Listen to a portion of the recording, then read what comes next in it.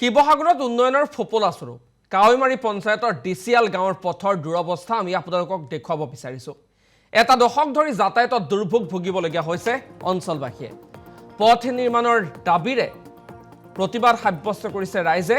ৰাস্তা নাই মানে ভোটো নাই। বিধায়ক প্ৰদীপ হাজৰিকাৰ বিৰুদ্ধে ক্ষোভ উজৰা পৰিলক্ষিত হৈছে এইসকল লোকে।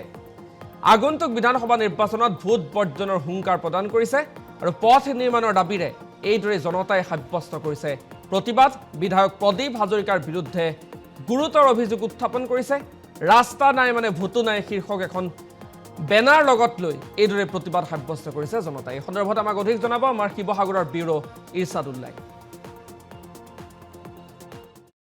ৰাজনৈতিক নেতাসকলে যি ধৰণে উন্নয়নৰ কথা বতৰা কয়, সেই উন্নয়নৰ কথা বতৰা কিমান কাৰ্যক্ষেত্ৰত পৰিণত হৈছে তাৰ এক জ্বলন্ত প্ৰতিবেদন আমি লৈ আহিবলৈ চেষ্টা কৰিছোঁ। আৰু মই বৰ্তমান উপস্থিত আছোঁ শিৱসাগৰৰ কাৱৈমাৰী পঞ্চায়তৰ অন্তৰ্গত ৰাখালিত মই বৰ্তমান উপস্থিত আছোঁ। এই ৰাখালি য'ত মই বৰ্তমান উপস্থিত আছোঁ, সেই ৰাখালি মূল 3 পৰা 4খন গাঁৱৰ মূল সংযোগ পথ এই ৰাখালি। কিন্তু দশক ধৰি এই ৰাখালিৰ কোনো উন্নয়ন হোৱা নাই।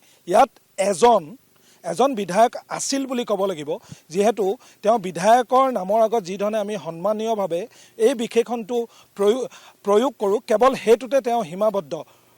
এই প্ৰতিবেদন চোৱাৰ প্ৰয়োজন আছে। আমগুৰিৰ বিধায়ক প্ৰদীপ হাজৰিকাই যিহেতু সমষ্টি পুনৰ নিৰ্ধাৰণৰ আগতে এই অংশ এই কাৱৈমাৰী পঞ্চায়তটো আমগুৰি সমষ্টিৰ অন্তৰ্গত আছিল আৰু বৰ্তমান আমগুৰি সমষ্টিটো বিলুপ্তি হৈছে আৰু সেইবাবে এই কাৱৈমাৰী পঞ্চায়ত বৰ্তমান শিৱসাগৰ বিধানসভা সমষ্টিৰ অন্তৰ্গত গৈছে। ৰাখালিৰ যি মই সামগ্ৰিক পৰিৱেশৰাজি মোৰ সতীৰ্থ ভিডিঅ' জাৰ্নেলিষ্টে দেখাব, ইয়াৰ যিসকল স্থানীয় নিবাসী আছে, গাঁওবাসী আছে, আমি অফ কেমেৰা যেতিয়া কথা পাতিছিলোঁ তেওঁলোকে অভিযোগ উত্থাপন কৰিছিল যে 10 বছৰ অৰ্থাৎ এটা দশক ধৰি এই মূল যিটো পথ, এই 3-4খন গাঁৱৰ যি সংযোগস্থলী মূল পথছোৱা আজিলৈকে উন্নয়ন নহ'ল। আৰু যাৰ বাবে আজি আমি দেখাইছোঁ এখন বিশেষ দেখাইছোঁ যে ৰাস্তা নাই তেন্তে ভোটো নাই বুলি এইসকল শতাধিক গাঁওবাসী যি এক প্ৰতিবাদী যাত্ৰা ইয়াত উলিওৱা পৰিলক্ষিত হৈছে। আৰু তেওঁলোকৰ এটাই মূল উদ্দেশ্য যে তাৰ ৰাস্তা নাই আৰু যিসমূহ শব্দ সেইবোৰ আমি ধৰি ৰাখিব চেষ্টা কৰিছোঁ। পোনে পোনে আমি ইয়াৰ এগৰাকী যুৱকৰ ওচৰলৈ যাবলৈ চেষ্টা কৰিম। মূল পথ কাৱৈমাৰী পঞ্চায়ত ডিচিয়াল অঞ্চলৰ এটা দশক ধৰি আপুনি অফ কেমেৰা কৈছিল যে প্ৰায় 10 বছৰ এটা দশক ধৰি ইয়াত কোনো উন্নয়ন হোৱা নাই এই পথটো। কিন্তু মূল পথ, বিদ্যালয় আছে, মহিলাসকলো আছে, বিভিন্ন ধৰণৰ অনুষ্ঠান প্ৰতিষ্ঠান আছে। মূল পথটো নহ'ল। ইয়াত এজন বিধায়ক আছিল প্ৰদীপ হাজৰিকা, যাৰ নাম আছে এতিয়া বৰ্তমান। তেওঁৰ ভূমিকাটো কি? কিয় আপোনালোকে আজি প্ৰতিবাদী যাত্ৰা উলিয়াবলৈ বাধ্য হ'ল? হয়, আমি আজি ডিচিয়ালবাসী ৰাইজ একত্ৰিত হৈ আমাৰ গাঁৱৰ এটি জ্বলন্ত সমস্যা, যাৰ কাৰণে আমি এটা দশক জুৰি আমাৰ গাঁওবাসীয়ে অত্যন্ত জীয়াতু ভুগিবলগীয়া হৈছে। আমি বিভিন্ন সময়ত আমাৰ স্থানীয় বিধায়কে ধৰি বিভিন্ন মন্ত্ৰীসকলক আমি ৰাজহুৱাভাৱে আবেদন জনাইছোঁ যদিও আমি এই পৰ্যন্ত কোনো সুফল আমি লাভ কৰিব পৰা নাই। যাৰ ফলশ্ৰুতিত আমি সকলোৱে আজি সদলবলৈ ওলাই আহিছোঁ।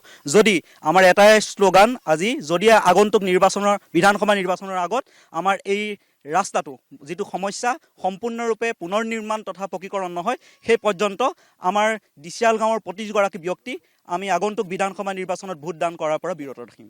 ভোট বৰ্জন কৰিম।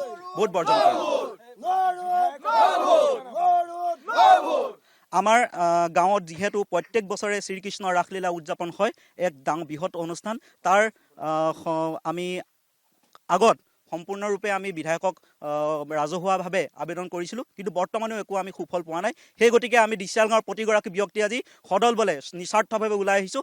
আমাৰ এই জ্বলন্ত সমস্যাটো সমাধান হ'ব লাগে। আৰু আপোনালোকে দেখিছে ওচৰতে আমাৰ খনাখৰা উচ্চতৰ মাধ্যমিক বুলি এখন বিদ্যালয় আছে, য'ত প্ৰায় শতাধিক আমাৰ ছাত্ৰ ছাত্ৰীয়ে শিক্ষা গ্ৰহণ কৰে, 500 শতাধিক। গতিকে তেওঁলোকৰ যথেষ্ট অসুবিধা হয়। প্ৰত্যেকগৰাকী ৰোগী আমাৰ ছাত্ৰ ছাত্ৰীকে ধৰি বয়োজ্যেষ্ঠসকলৰ যথেষ্ট অসুবিধা হয়। গতিকে আমাৰ এটি মূল মন্ত্ৰ হৈছে, আমি যি পৰ্যন্ত আমাৰ এই সমস্যা স্থায়ী সমাধান নহয়, আমি সেই পৰ্যন্ত আমি ভোট বৰ্জন কৰিম। এতিয়া আমাৰ উপভোক্তাই যিখিনি আমাৰ ক্ষোভ তেখেতেতো প্ৰকাশ কৰিছেই। আৰু তাতো বিশেষ ক'বলগীয়া নাই, কিন্তু যিখিনি সমস্যা আমি অৱগত কৰিছোঁ এইখিনি এটা জ্বলন্ত সমস্যা। আমাৰ এতিয়া 5খন 6খন স্কুলো এইটো এটা সংযোগী পথ, এইটো পথে একমাত্ৰ এটা পথ, এইটো ডিচিএল ৰাসাৰী পথ বুলি কোৱা হয়। আজি 16 চনতে এই ৰাস্তাটো বনোৱা হৈছিল, তাৰপিছত কোনো ধৰণৰ আপোনাৰ মানে ধৰি লওক ৰিপেয়াৰিং মানে হোৱা নাই ইয়াত। গতিকে এনেকৈ ধৰণৰ হৈছে, আমি বহুতবাৰ চেষ্টা কৰিছোঁ, বহুতবাৰ আমি দৰখাস্ত কৰিছোঁ, কিন্তু তেখেতলোকে আমাক আশ্বাস দিয়ে হ'ব আমি কৰিম, আপোনালোকৰ টকা জমা আছে, কাম হ'ব, কিন্তু আজি পৰ্যন্ত আমি ৰাস্তাটো কোনো কামেই দেখা নাপালোঁ। গতিকে আমি আজি এই কাৰ্যসূচীৰ দ্বাৰাই আমি আপোনালোকৰ ছ'চিয়েল মিডিয়াৰ যোগেদি আমি সমগ্ৰ অসমবাসীয়ে নহয় সকলো আগতে আমি অৱগত কৰিছোঁ। এনেধৰণৰ আমাৰে নহয় বহুতো পথ এনেকুৱা হৈ আছে। গতিকে আমি ধৰি পাইছোঁ, বিধায়ক মহোদয়ক আমি অনুৰোধ জনাইছোঁ, এতিয়াও বহুত সময় আছে, এতিয়া সন্মুখত এতিয়া আমাৰ নিৰ্বাচন আহি আছে, এই নিৰ্বাচনৰ সময়ত যদি ৰাইজ যদি সন্তোষিত কিবা এটা উত্তৰ নাপায়, গতিকে তেখেতলোকে নিশ্চয় ভোট বৰ্জন কৰিব। সেইটো আমাৰ ব্যক্তিগত কথা নহয়, এটা ৰাজহুৱা কথা। গতিকে আমি এখন ৰাইজক আমি একত্ৰ কৰিবৰ কাৰণে তেখেতৰ যথেষ্ট ইয়াত ভূমিকা আছে। গতিকে এতিয়াও সময় আছে, আমি তেখেত আহক, বিধায়ক মহোদয় আহক, ৰাস্তা চাওক আৰু অতি সোনকালে আমাক পথটো নিৰ্মাণ কৰি দিয়ক, গতিকে আমাৰ এই সমস্যা তেখেতে দূৰ কৰক। আৰু ইতিমধ্যে সতীৰ্থক দেখাব কম, ইতিমধ্যে যিখন বেনাৰ তেওঁলোকে প্ৰস্তুত কৰিছে, ৰাস্তা নাই তেন্তে ভোটো নাই, ন' ৰোড ন' ভোট, আমাক পকী ৰাস্তা লাগে, মিছা প্ৰতিশ্ৰুতি নহয়। এই কথাখিনি আচলতে পোনে পোনে আমি অসম লাইভৰ দ্বাৰা প্ৰদীপ হাজৰিকালৈ আমি প্ৰেৰণ কৰিবলৈ চেষ্টা কৰিছোঁ। যিহেতু আপোনাৰ সমষ্টিৰ এইসকল ভোটাৰে আপোনাক ভোটাধিকাৰ সাব্যস্ত কৰি বিধানসভাৰ মসনদ দখল কৰিবলৈ আচলতে কৰোৱাইছিল। আৰু আজি এই নিৰ্বাচনৰ প্ৰাকক্ষণত নিৰ্বাচন সমাগত, কিন্তু এই ধৰণে ভোট নিদিওঁ বুলি তেওঁলোকে প্ৰতিবাদী সমদল উলিয়াবলগীয়া হৈছে। অৱস্থা সেইটো প্ৰদীপ হাজৰিকাই এই প্ৰতিবেদন চাওক। যিহেতু নিৰ্বাচনৰ আগত পুনৰ আপোনালোক বা আপুনি বা আপোনাৰ দল এইসকল ভোটাৰৰ দুৱাৰদলি পদূলি গচকিব লাগিব, কথাষাৰ গুৰুত্ব বুজক। আৰু এই ডিচিএল গাঁওবাসী বা অন্যান্য যি 3-4খন গাঁও আছে, সেই গাঁৱৰ এই সিদ্ধান্তটোক এতিয়া প্ৰদীপ হাজৰিকাই কি ধৰণে লয় সেয়া লক্ষণীয় বিষয় হ'ব।